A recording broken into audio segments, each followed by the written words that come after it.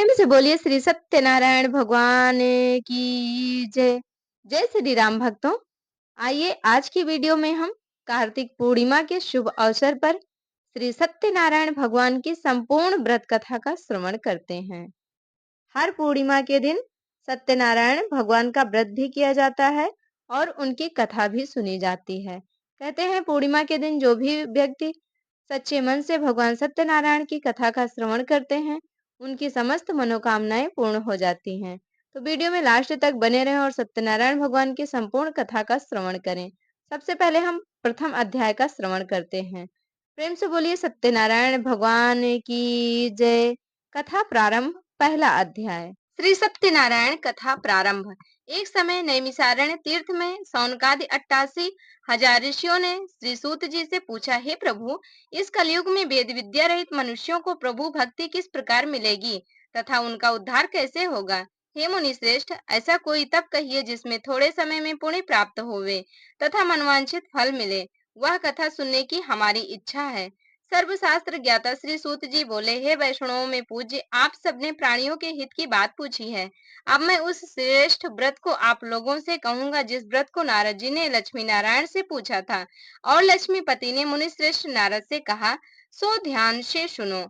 सत्यनारायण व्रत कथा पहला अध्याय प्रारंभ। एक समय योगी राज नारद जी दूसरों के हित की इच्छा से अनेक लोकों में घूमते हुए मृत्यु लोक में आ पहुंचे। यहाँ अनेक योनियों में जन्मे हुए प्रायः सभी मनुष्यों को अपने कर्मों द्वारा अनेकों दुखों से पीड़ित देखकर सोचा, किस यत्न के करने से निश्चय ही दुखों का नाश हो सकेगा।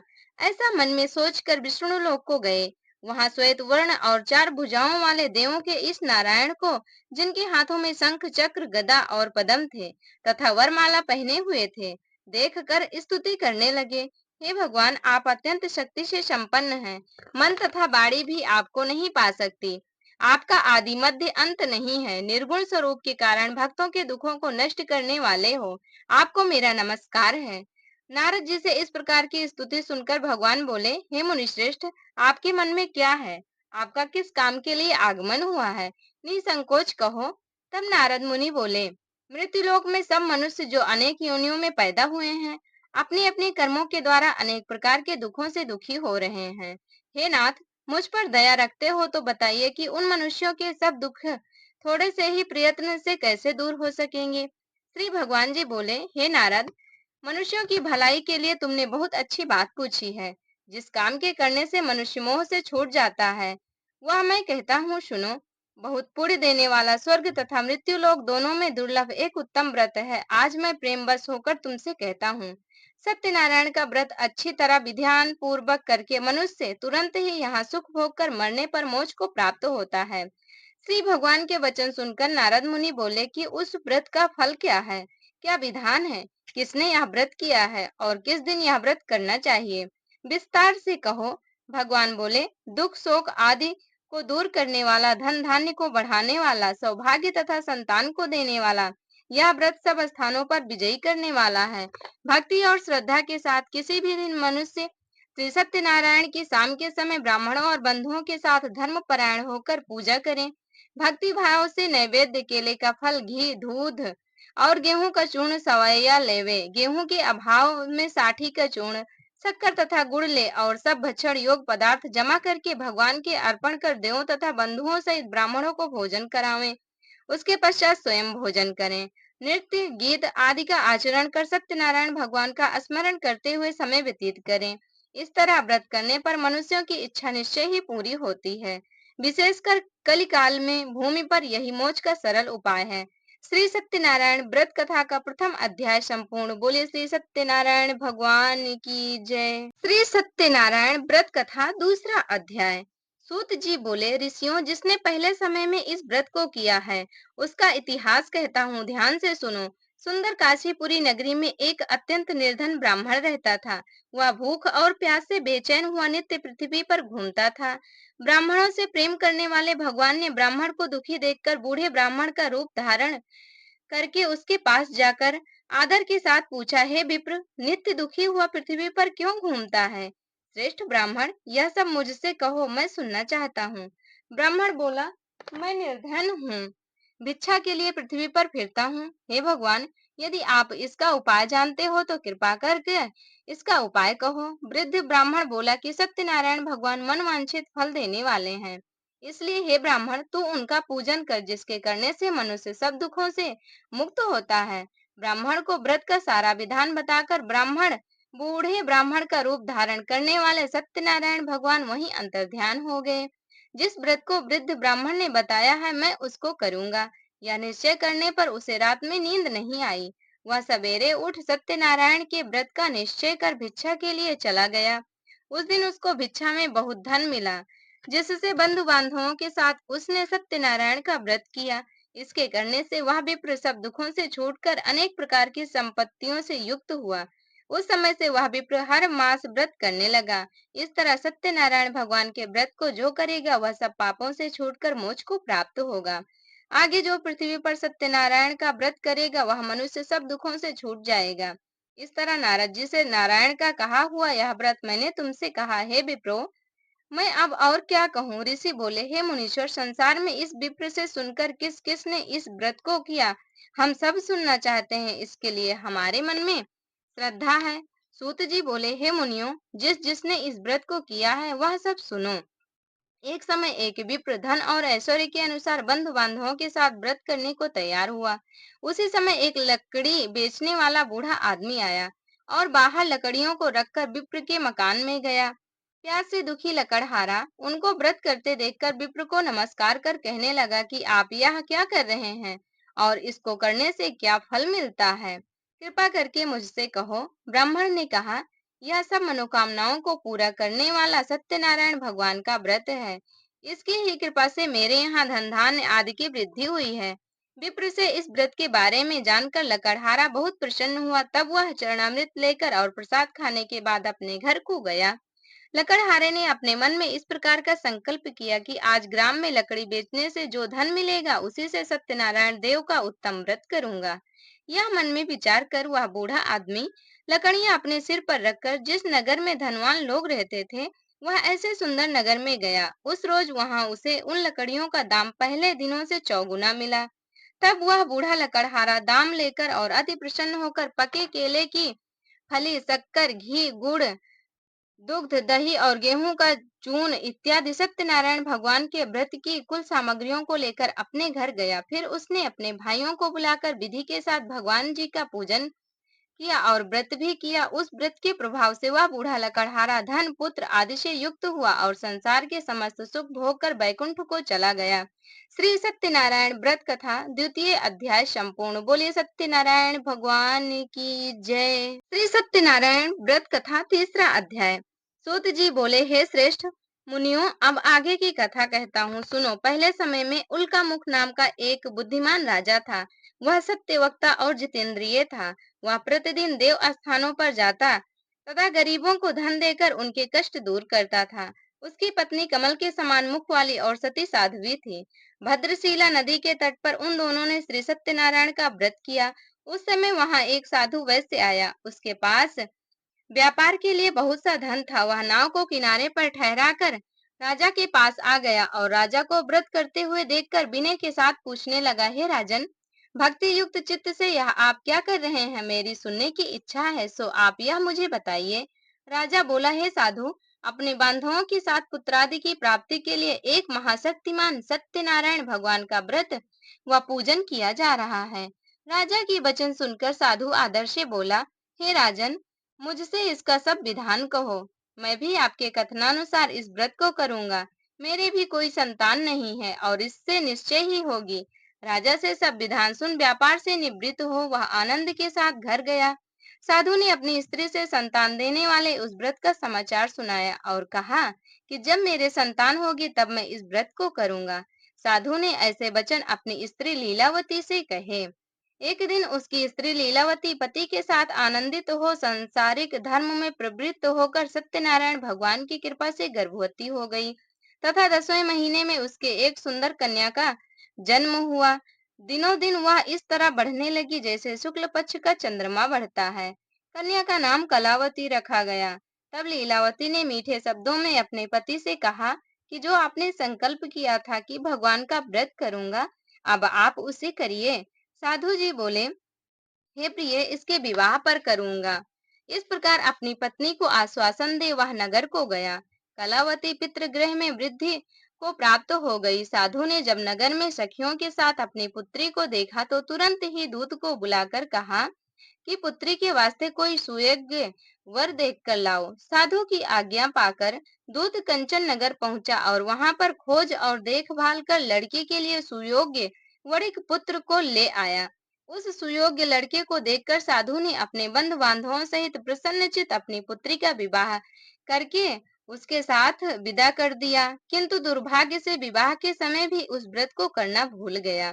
तब श्री भगवान सत्यनारायण क्रोधित हो गए और श्राप दिया कि तुम्हें दारुण दुख प्राप्त होगा। अपने कार्य में कुशल साधु बनिया जामाता सहित समुद्र के समीप स्थित रत्नपुर नगर में गया और वहां दोनों ससुर जमाई चंद्रकेतु राजा के उस दरबार में व्यापार करने लगे। एक रोज भगवान सत्यनारायण की माया से प्रेरित कोई चोर राजा का धन चुराकर भागा जा रहा था, किंतु राजा के दूतों को आता देखकर चोर ने घबराकर भागते हुए राजा के धन को वहीं चुपचाप रख दिया जहां वो ससुर और जमाई ठहरे हुए थे। जब दूतों ने उस साधु वैश्य के पास जाकर राजा के धन को रखा देखा तो दोनों को बांधकर ले गए और प्रसन्नता से दौड़ते हुए राजा के समीप जाकर बोले, यह दो चोर हम पकड़कर लाए हैं, देखकर इसे आज्ञा दें। तब राजा की आज्ञा से उनको कठिन कारावास में डाल दिया और उनका धन छीन लिया। सत्यनारायण भगवान के श्राप द्वारा उनकी पत्नी भी घर पर बहुत दुखी हुई और घर पर जो धन रखा था चोर उसे भी चुरा कर ले गए। शारीरिक व सामाजिक पीड़ा तथा भूख प्यास से अति दुखित हो अन्न की चिंता में कलावती एक ब्राह्मण के घर गई। वहां उसने सत्यनारायण भगवान का व्रत होते देखा, फिर कथा सुनी तथा प्रसाद ग्रहण कर रात को घर आई। माता ने कलावती से कहा, हे पुत्री, अब तक कहाँ रही व तेरे मन में क्या है? कलावती बोली, हे माता, मैंने एक ब्राह्मण के घर श्री सत्यनारायण भगवान का व्रत देखा है। कन्या के वचन सुनकर लीलावती भगवान के पूजन की तैयारी करने लगी। लीलावती ने परिवार और बंधुओं सहित श्री सत्यनारायण भगवान का पूजन किया और वर मांगा कि मेरे पति और दामाद शीघ्र आ जावें। साथ ही प्रार्थना की कि हम सबका अपराध क्षमा करो। सत्यनारायण भगवान इस व्रत से संतुष्ट हो गए और राजा चंद्रकेतु को स्वप्न में दर्शन देकर कहा, हे राजा, दोनों वैश्यों को प्रातः ही छोड़ दो और उनका सब धन जो तुमने ग्रहण किया है दे दो, नहीं तो मैं तेरा धन राज्य पुत्रादि नष्ट कर दूंगा। राजा से ऐसे वचन कहकर भगवान अंतर ध्यान हो गए। प्रातःकाल राजा चंद्रकेतु ने सभा में स्वप्न सुनाया। फिर दोनों वणिक पुत्रों को कैद से मुक्त कर सभा में बुलाया और कहा, हे महानुभावों, भावीवश तुम्हें ऐसा कठिन दुख प्राप्त हुआ है, अब तुम्हें कोई भय नहीं है। ऐसा कहकर राजा ने उनको नए नए वस्त्र आभूषण पहनाए तथा उनका जितना धन लिया था उससे दूना धन देकर आदर से विदा किया। दोनों वैसे अपने घर को चल दिए। श्री सत्यनारायण भगवान व्रत कथा तृतीय अध्याय संपूर्ण। बोलिए श्री सत्यनारायण भगवान की जय। श्री सत्यनारायण भगवान व्रत कथा चौथा अध्याय। सूत जी बोले, वैश्य ने मंगलाचार करके यात्रा आरंभ की और अपने नगर को चला। उनके थोड़ी दूर निकलने पर दंडी वेशधारी सत्यनारायण ने उनसे पूछा, हे साधु, तेरी नाव में क्या है? अभिमानी वणिक हंसता हुआ बोला, हे दंडी, आप क्यों पूछते हो? क्या धन लेने की इच्छा है? मेरी नाव में तो बेल और पत्ते भरे हैं। वैश्य का कठोर वचन सुनकर भगवान ने कहा, तुम्हारा वचन सत्य हो। दंडी ऐसा कहकर वहां से दूर चले गए और कुछ दूर जाकर समुद्र के किनारे बैठ गए। दंडी के जाने पर वैश्य ने नित्य क्रिया करने के बाद नाव को ऊंची उठी देखकर अचंभा किया तथा नाव में बेल पत्ते आदि देकर मूर्छित हो जमीन पर गिर पड़ा। फिर मूर्छा खुलने पर अत्यंत शोक प्रकट करने लगा। तब उसका दामाद बोला कि आप शोक न करें, यह दंडी का श्राप है, अतः उनकी शरण में चलना चाहिए, तभी हमारी मनोकामना पूरी होगी। दामाद के वचन सुनकर वह दंडी के पास पहुंचा और अत्यंत भक्ति भाव से नमस्कार करके बोला, मैंने जो आपसे असत्य वचन कहे थे उनको क्षमा करो। ऐसा कहकर महान शोकातुर हो रोने लगा। तब दंडी भगवान बोले, हे वणिक पुत्र, मेरी आज्ञा से बार बार तुम्हें दुख प्राप्त हुआ है, तू मेरी पूजा से विमुख हुआ। साधु बोला, हे भगवान, आपकी माया से ब्रह्मा आदि भी आपके रूप को नहीं जानते, तब मैं अज्ञानी कैसे जान सकता हूँ? आप प्रसन्न हो जाइए, मैं सामर्थ्य के अनुसार आपकी पूजा करूंगा। मेरी रक्षा करो और पहले के समान नौका में धन भर दो। उसके भक्ति युक्त वचन सुनकर भगवान प्रसन्न हो उसकी इच्छा अनुसार वर देकर अंतर ध्यान हो गए। तब उन्होंने नाव पार कर आगे बढ़ा। आगे देखा कि नाव धन से परिपूर्ण है। फिर वह भगवान सत्यनारायण का पूजन कर साथियों सहित अपने नगर को चला।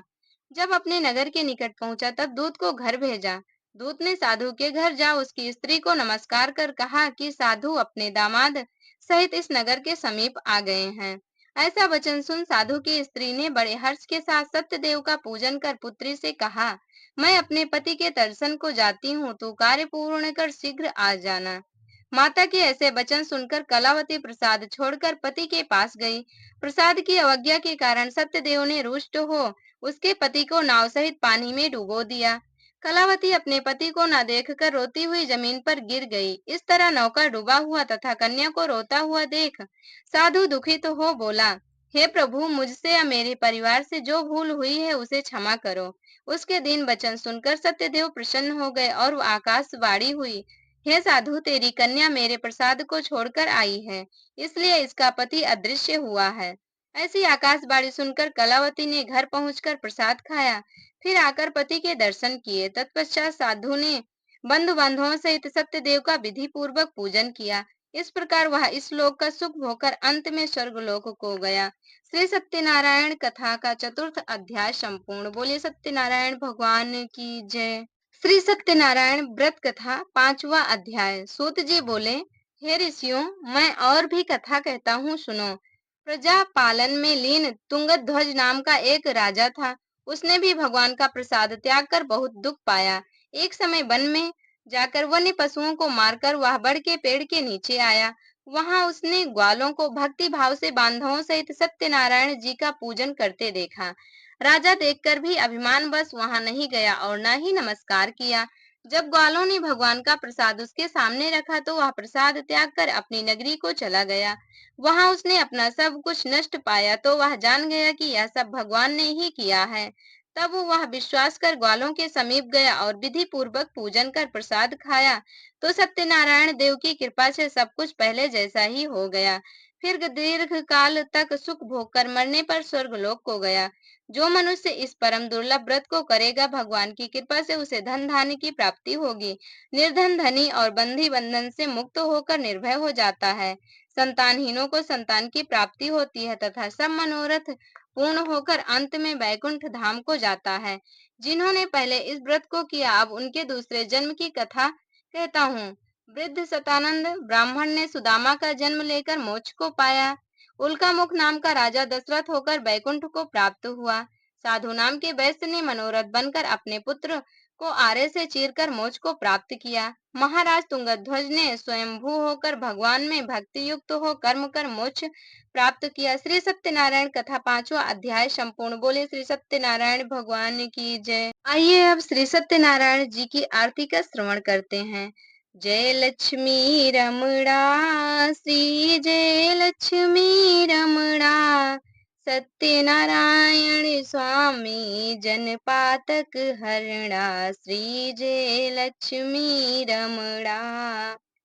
रतन जड़ित सिंहासन अद्भुत छवि राजे, स्वामी अद्भुत छवि राजे।